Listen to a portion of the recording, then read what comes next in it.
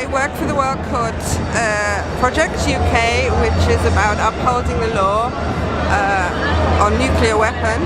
So I have been this morning at the United Nations at a launch event of a website of the Nuclear Abolition Forum. So how was the event there? How it went?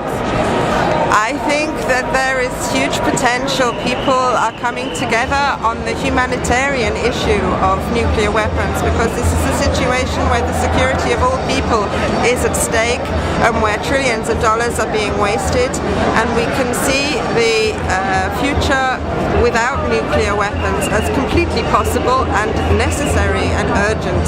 So the event went very well because we have a forum for this debate to take place online and for people to access information and to understand the situation. So after that you come to Occupy Wall Street protest, and what connection can we make between both? Okay, well the campaign that I'm working on is the criminality of nuclear weapons, and that gives everybody a role. Everyone has the opportunity to sign an affirmation that any use of a nuclear weapon would be a war crime. And these are the dictates of public conscience which themselves inform international humanitarian law. We did it with landmines. Why on earth would nuclear weapons be considered legal when they don't discriminate between civilians or anybody, when they would completely damage the future of this planet and quite possibly cause billions to starve if more than one weapon was used? Even a small nuclear war would lead to nuclear winter, and the effect would affect future generations forever to come. So why are we spending trillions of dollars on such evil weapons? And the people have this role. Like I say, they can sign an affirmation online, they can find us online, nuclearweapons-warcrimes.org, and send it around their networks, like the Facebook page, Nuclear Weapons Equals War Crimes. And in this way, there is a growing abolition movement that is coordinating events, and we can present these affirmations to people as appropriate, just to show that ultimately the mindset has to shift, consciousness has to shift, that there should be no prestige in standing there and saying how many weapons they have. At the moment it's intolerable that we have such double standards where a small number of states with these weapons think that they can control everybody. It's blackmail and it's criminal. So how you link that to here?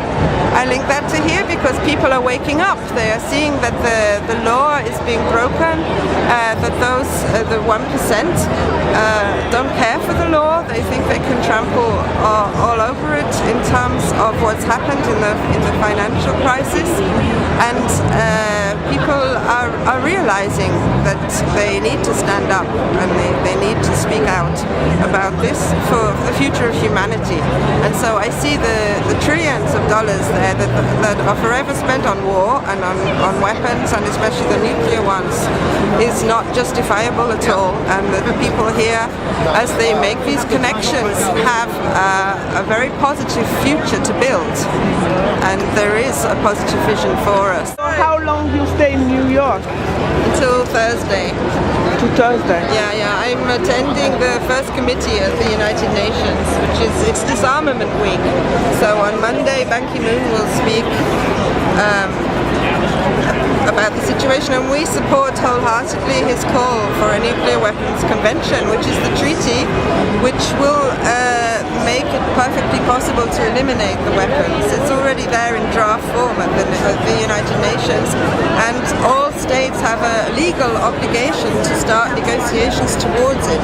This was the outcome of the conference here in New York last year, in the final statement of the Non-Proliferation Treaty Review Conference.